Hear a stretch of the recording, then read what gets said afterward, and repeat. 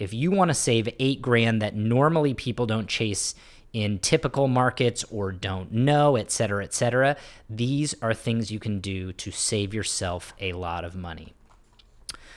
Topic number 1 of 4, pre-negotiate a credit in your offer. Okay, so oftentimes people are just writing offers on property based on price.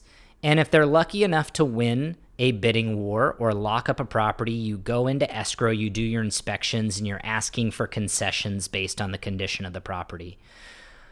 What I have seen be an effective strategy of late is pre-negotiating a credit. So if you aren't in a competitive scenario and a property's sat for a couple of weeks, you negotiate on price, but in your offer, you write in that you want a $5,000 credit because you notice the property has some deferred maintenance and or you need a credit on your closing costs to help you afford it, and you slide in a $5,000 closing cost credit. Most sellers really just look at the price once you've countered, and they take into account the credit. But when push comes to shove, a lot of times that credit gets forgotten about on counter number 2 or counter number 3, and you're getting down into really trying to make a deal happen.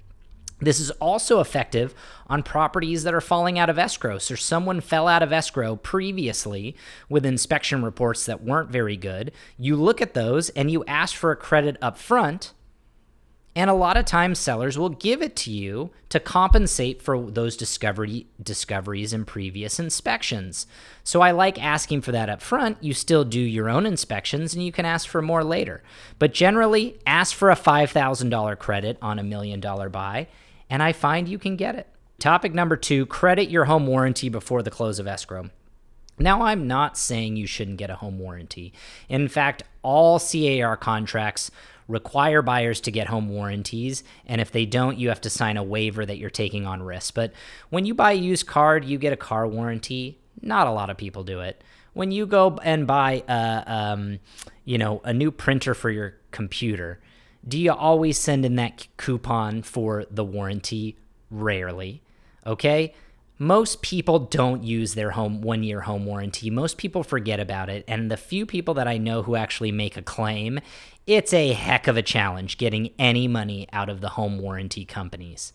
Oftentimes here in the South Bay, we see home warranties paid between $500 or $1,000 that the seller pays for in good faith. You write that into your offer like a normal buyer, like every buyer does. And once you have come to kind of the conclusion of negotiations while you're in escrow, you ask the seller to credit you that $500, that $750, that $1,000 in home warranty, and you take that money back. And sure, you can buy your own home warranty policy. I like kind of self-insuring myself because most clients never, ever, ever use it and only lasts 1 year. I rather have you take that $500 to $1,000 and put it in your pocket. Topic number 3. Ask escrow for a discount up front. Like most things in life, fees are negotiable. Your real estate agent's fee is negotiable. Your inspector's fee is negotiable. Escrow's fee is negotiable too, okay? Title insurance is not negotiable. Title companies have to set their fees by law, post them, and they're all within a very close number to one another. But escrow is certainly negotiable. I could break down what's standard in the industry for escrow. Some people charge $2.50 every $1,000. Some charge $2, and there's a base fee. I walk clients through these fees all the time. But ultimately, you can negotiate these fees down in a big amount well up front before you even open escrow. Or if you've opened escrow, you can ask for a 10% discount, a 20% discount, and normally get those. So oftentimes, with a $1 million escrow fee might cost you around $2,500 as a buyer, you can ask for a 10% discount and get $250 off easily. If you're a $3 million escrow, that's $650 in savings if you ask for 10% off. And on high escrow prices like that, you can normally get even more. So those are big cost savings just by politely asking escrow agents, because most buyers have no clue that they can even ask for a discount. Buyer beware, though. It's a very poor form to ask for it late in escrow. When you open escrow, that week is the time to ask for the discount, or it's a very, very poor form. Topic number 4, the final topic, include termite repairs in your offer.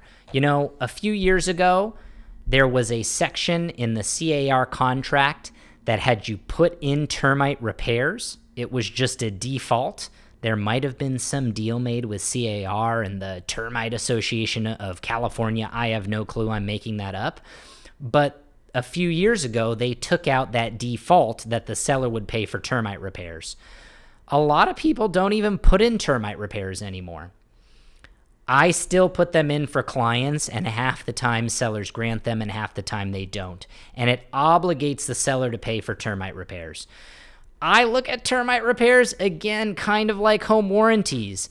There are hundreds of thousands of homes in California, and how many actually fall down or condemn because of termite repairs? Very few. There are some homes that don't sell for 50 years and never have termite work done, and there are homes that sell 5 times over 10 years and get termite work done every time. It's a confusing industry to me. The people that give you estimates of termite repairs also do the work, so it's not really an arm's length bid. I'm not a huge fan of how it operates, but if you write in those termite repairs, you can have the seller obligated to pay for them, or again, you go, hey, this was built 5 years ago. I'm just going to take it as a credit and not do the repairs.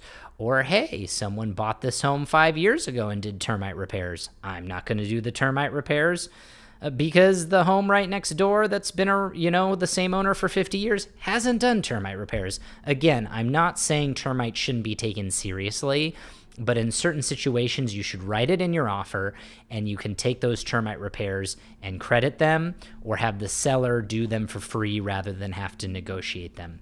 So if you add up a $5,000 credit up front, if you add up an escrow discount of $250, if you're able to save $750 on a home warranty and take that back, and then also say, hey, termite repairs oftentimes can be $1,500, $2,000, $3,000. Put that back into your pocket. On a $1 million home, it adds up to $8,000 worth of savings. That's real money. On $3 million homes, $2 million, $5 million, it can be significantly more.